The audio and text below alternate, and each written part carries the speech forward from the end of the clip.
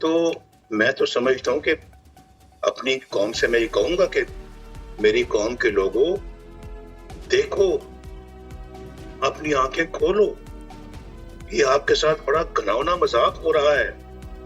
یہ پہلے 2017 میں کتنا اچھا پاکستان تھا. آپ سب لوگ خوش تھے یا نہیں تھے؟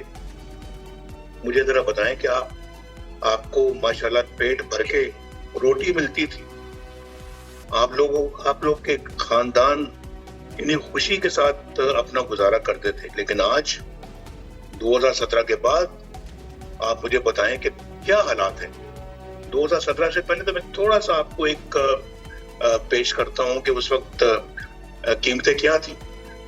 ڈالر 105 روپے تھا، اور اس کے بعد چینی 50 روپے تھی، آٹا 35 روپے کلو تھا، پٹرول 65 روپے کلو تھا، اور بہت ساری سبزیاں 10 روپے کلو ملتی تھی، اور بجلی کا بل بہت کم ہوتا تھا.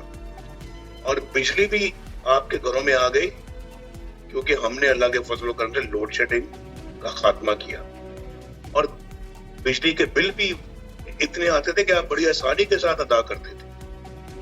موٹر ویز ملک میں بن رہی تھی، دہشت گردی ختم ہو رہی تھی یا ختم ہو چکی تھی، لوڈ شیڈنگ ختم ہو گئی تھی، فارن ایکسچینج ریزروز بلند ترین سطح پہ تھے، یعنی کہ بلند ترین سطح پہ ہمارے فارن ایکسچینج ریزروز تھے.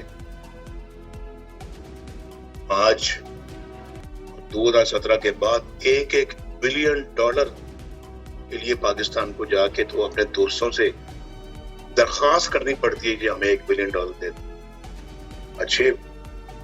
ہمیں اتنی اچھی قوم کو کیا بیکاری بنا دی ہے. اور یہ آپ کے بچوں کے فیصلے نے، یہ تو تسلسل لگتا ہے مجھے وہی 2017 کا جو آج ہو رہا ہے.